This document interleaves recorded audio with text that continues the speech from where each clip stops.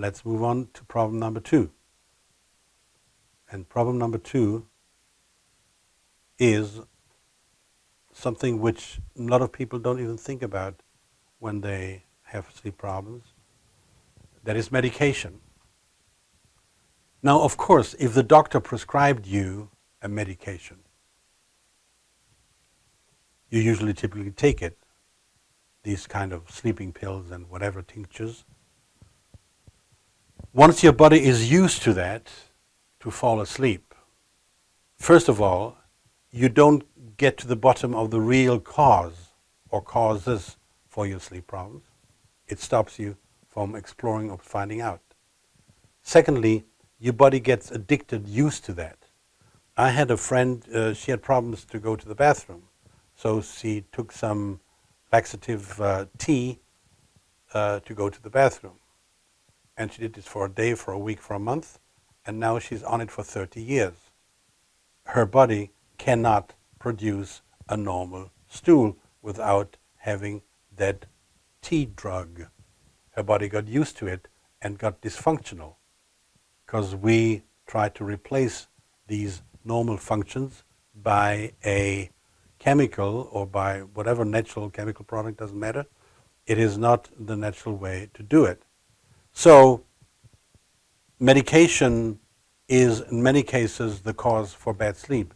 Not only the one they gave you and it doesn't work anymore or you have to increase the dosage, but other medication you are taking.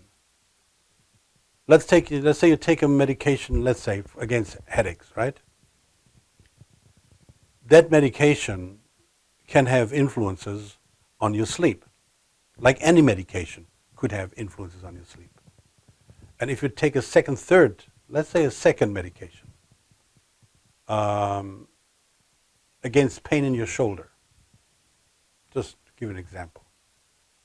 Nobody ever tested how that medication, pain against your shoulder, that medication for your headache, interact, conflict, confront, crash into each other, and create bad situations.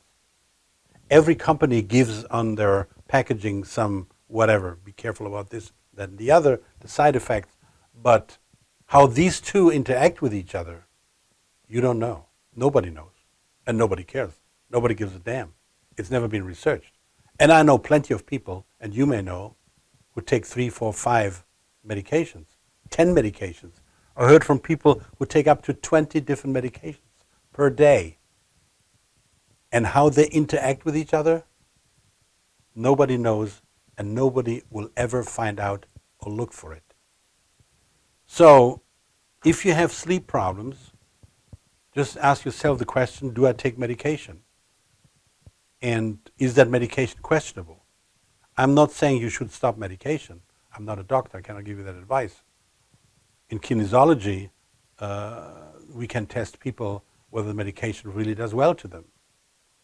I was called to a friend of my wife's bed.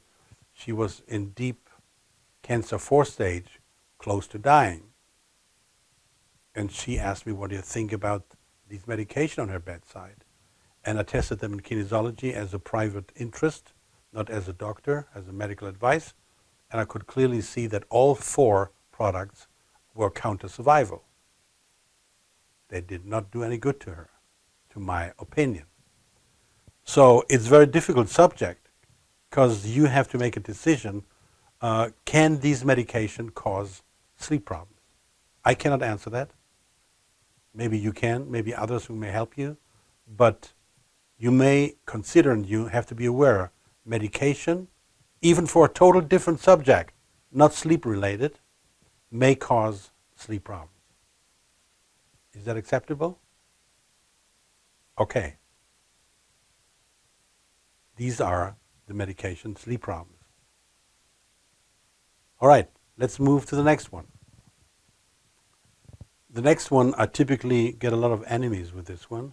Problem number 3 is coffee and tea. Now, I will by chance, I was talking about this for the longest time, I will by chance have another webinar about the title, Coffee and Sugar are the biggest legal drugs in this world. to my opinion, coffee is a complete drug. A complete drug with all the consequences of getting dependent on it. And when I do this show, I can tell you more about it. Let me give you a sentence or two. Basically, as I said, most of these things I talk about, I experienced myself, or I watched people. Very little I did not experience. And I was talking for the longest time about coffee for several years. And in this lifetime, I repeat, in this lifetime, I never drank alcohol, I never smoked, I never took drugs, and I never drank coffee. I loved the taste of fresh grinded coffee beans. I loved it, but I never drank coffee. So last year, when I was thinking about this, I said, well, you keep saying that, but you haven't experienced it. And it's something I could experience. I would not experience drugs. I don't need to go there. But with the coffee, that's a more innocent thing, right? So, okay. So I said, let me try it. Let me try to see whether it really is a drug, which makes you depending on it. So I decided to do a 4-week trip, 4 weeks, drinking coffee every day, 1 cup of coffee, and see how I'm doing. So I did. And I realized after very few days that my body was kind of shaking, fluttering, which is not a surprise if you never take these substances in your body, or alcohol and cigarettes and so on, and you put them in, the body has a very natural reaction. This is bad stuff, don't give it to me. The body tries to reject. So I drank the coffee every day, 1 cup, and after 4 weeks was my deadline. It was very simple. I started the 1st of the month. I said the next 1st of the month so I don't forget it. So comes the next 1st of the month and I was supposed to stop. I experienced what most drug-related people experience. When I was working with people who do alcohol. When somebody does alcohol and it's a rainy day, the person says, oh, today is rainy, that's so horrible. I got to drink something to make some enjoyment in my life. And when the next day the sun was shining, the person says, oh, it's such a beautiful Sunday. I got to honor it. I got to respect it. Let me have a bit of a red wine to celebrate. They always find an excuse and justification to do what they're not supposed to do. And no justification under the sun, moon, and stars is stupid enough not to pull it. So after the 4 weeks, the 1st of the next month, I found myself driving to the company, passing by a drive-in place where I drove in many times before. And I said, well, come on. You did 4 weeks now. Today's the day, but okay. Is today the day or tomorrow the day? Well, what the hell? What's the matter one day? So I took the coffee 1 more day. And the next day I found myself again with a stupid justification. I said, you are reacting the same like these people always did. You watched. So I was looking for stupid justifications. And it took me another week before I could pull myself together and say, look, that's it. That's it. And when I stopped, finally I realized, which I already saw before, I was depending on coffee. I was depending on it, addicted. And it took me good 2-3 months, about 3 months, to really get it out of my head. The desire, the craving. It took me 2-3 months. I watched the time and said, oh shit, it's dragging on, dragging on. And looking back, I can clearly state, with no doubt in my mind, that coffee is an absolutely drug. And this is why it's one of the highest advertised products. You may have realized or not that about 99% of all products you take through your mouth, which are advertised, are all counter-survival against health. Pizza, hamburgers, French fries, any kind of fast food, sweets, medication, drug medication, coffee, cigarettes, alcohol. You can go the list up and down. All these products which go through your mouth and which are advertised are all basically products which are bad for you. You don't wake up in the morning You wake up in the morning and says, people say, I need a coffee, otherwise I can't face the day, otherwise I'm not functioning. I need a coffee, otherwise I'm not functioning, right? And I had an employee who said that every morning and believed in it, and nobody could take that away. So that was going on for a long time. And I never saw somebody who woke up in the morning and says, I need today a beautiful, nice, fresh garden salad, otherwise I don't function. I need the garden salad, please. No, it's coffee and tea to a certain extent as well. So if you have sleeping problems and you are a coffee drinker, there's only one solution to find out. You got to stop coffee. And more than a day, a week, a month, till the body retunes. Because when you stop coffee, you have a withdrawal, like any regular drug. You have a withdrawal symptoms, and it makes you feel bad. It makes you feel bad that you say, when I drank coffee, I felt better. Yes, when I do the special coffee seminar, we'll talk about this, why this is the case. There's a vicious circle involved, like every withdrawal. So if you have serious sleeping problems, this number 4, and you're a coffee drinker, number 3, may be your thing. And all I can say, if you want to find out, you got to stop it. And if you stop it for extended amount of time, not a day or 2 or 3 or a week or 2, you'll find out whether your sleep will improve. I can tell you, when I did this test, I was not able to drink coffee after midday. When I drank the coffee between morning and midday, I was getting away with it. When I drank it after lunchtime, or even afternoon, I could not sleep at night time. I was right awake. I could not sleep. And I found out that if I drank it in the morning hours, I was getting away with it, but it was only one coffee, right? The usual coffee drinker drinks more than one coffee a day. All right? Your decision. Your decision, which means a change of your lifestyle. There's an interesting story, which I not know 100% it's true. Coffee was discovered, supposedly, in Ethiopia, and by shepherds who recognized that when their goats would eat these coffee plants, beans, that these goats would become very excited, like they are in a disco. Funny night, very dynamic, jumping over the edge. And they recognized that apparently those beans did do this to these animals. And this supposedly how coffee was discovered and developed. Knowing what I know today, I can well see that pattern that had happened. Because you drink coffee, you jump over the hedge.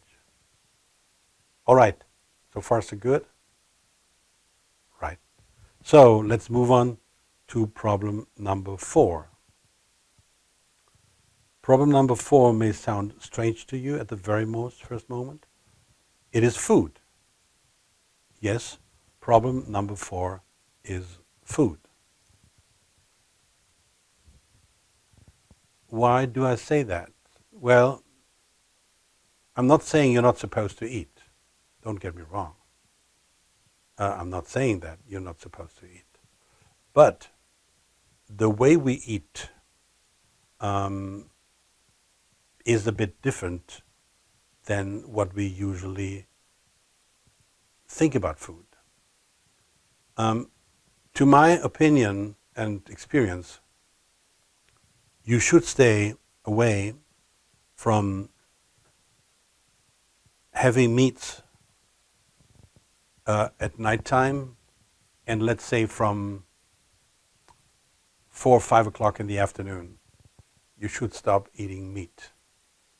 Because meat needs a lot of digesting, and typically when people go to bed then, by the time the food is not digested and sits heavy in your stomach. And you may have experienced when you had a real late dinner, real late, that some people go to bed and say, wow, I feel like I'm dying because everything seems to be so heavy. Yes, because we overloaded our stomach. And once the stomach is overloaded, it needs a lot of time to digest. And this digestion, to a big extent, stops you from sleeping, which is normal. People go then sometimes to the other extreme and say, okay, no problem, I'm not eating meat, I'm eating salads. Well, there's a bit of a trick with salads as well. When you eat salads late at evening, salads take a long time to digest, and if they're not completely digested, they're fermenting in your body, which again creates a problem or may create a problem for sleeping, right? So the food you eat can determine your problems to sleep. And the food you eat in many cases is too heavy. The body is digesting at the time where it's supposed to sleep. So my suggestion is not to eat heavy meals if you have sleep problems again after 5, 6 o'clock. The last heavy meal, when I mean heavy, I mean meats and whatever, should be not after 5 o'clock. Again, in the testing, especially in the testing period where you try to find out, is that an issue for me or not? Is it a problem for me or not? If it's no problem for you, okay, fine. I'm not saying everything is a problem for you. I'm saying these are possible reasons for having sleep problems. Which one refers to you, you must find out, and only you can find that out, and no doctor. You can find it out, and it costs you nothing. You just change the food habits, lifestyle, difficult for yourself, and watch yourself. How am I doing? How is my sleep doing when I change from this food to the other? When I stop at 4 o'clock, 5 o'clock to eat heavy food, perhaps only some fruits at nighttime to munch a bit, but not these heavy, especially not the meats, okay? This is the problem of food, problem 4. Again, a possibility. You'll find out, does it refer to me or not? I don't know that. Nobody knows that except yourself. You're the person who can know that. Right. So that brings us to problem number 5, which is light. Problem number 5 is light. The issue is that we live in a world where we turned the nighttime to daytime. We live in a world where, with electricity and all the light fixtures we have,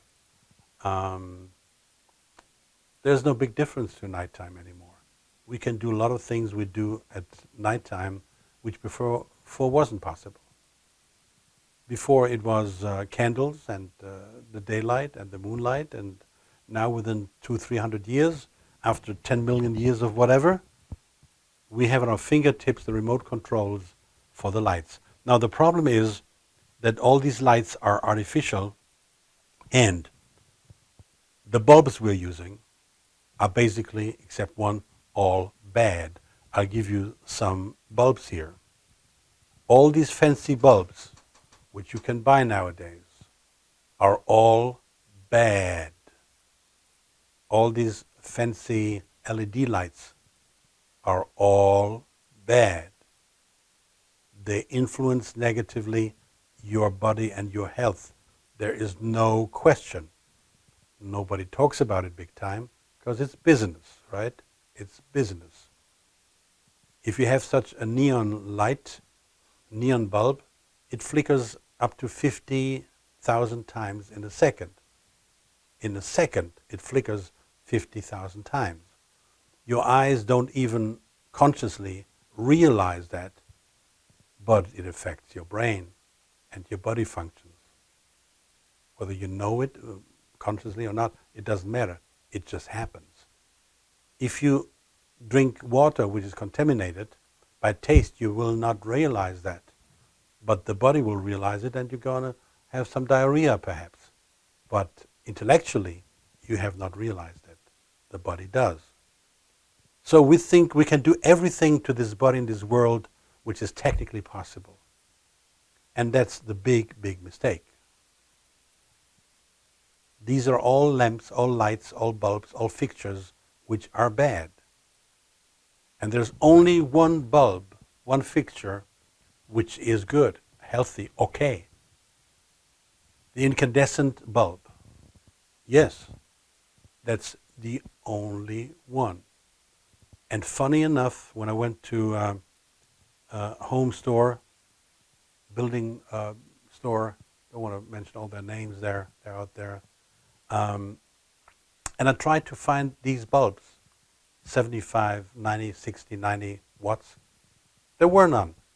From these other crappy bulbs, you had dozens and hundreds to select from. But from that particular bulb, there was one single one offered. One single one on the shelf. The single one with 40 watts. That was out. And I had to go on the internet, as usual, unfortunately, to buy with this company who sells everything. And only there I was able to find bulbs in a higher value, and only there. It looks like they're fading it out completely.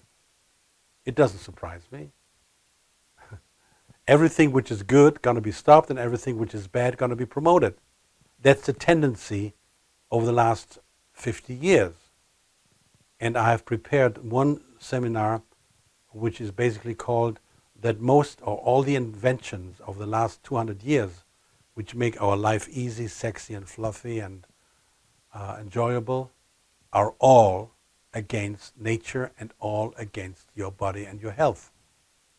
Nearly all of the inventions of the last 200 years. So I'm going to make a separate show about this, and I will be talking about this and explaining you these products, of which many, I believe, you never thought about it, that it has negative consequences. Now, this all-over situation is that we have a situation on this planet, us as human beings, which is called circadian rhythm. The circadian rhythm is a physical, mental, and behavior changes, which follows a 24-hour cycle and responds primarily to light and darkness in our organism environment. So our body is basically programmed that we have a 24-hour cycle which we're running through every day. And this cycle is majorly influenced and stimulated by light and darkness. And we are completely out of touch with nature. We are completely out of touch with nature, and we have lost it. And only very few people realize this. The majority of people don't realize it. Like the majority of people don't realize that cell phones damage your body. Only a few people, a small percentage, realize the sensations in the head and the heat and what have you, which I talk about in other shows, as you know. But the majority of people don't know that. So this rhythm of the light is very artificial in our lives. Not only the bulbs we're using, but the way we live our lives. And this may be another reason you have sleep problems, okay? Now, the solution is that you change the bulbs. The solution is that you live more with the daylight and not with the nightlight. And the solution may be my products, which I'm listing here, which you can find on my website. With these products, I handle all these negative frequencies and consequences of these bad bulbs, that we harmonize them so they don't get to you. And these products were all tested by the BISA Institute and certified that they do what I say they do. This was problem number 5, the light.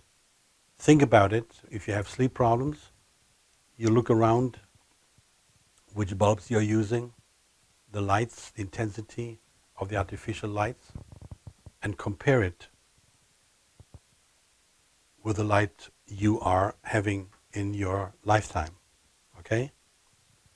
Which brings us to the next point, which is something similar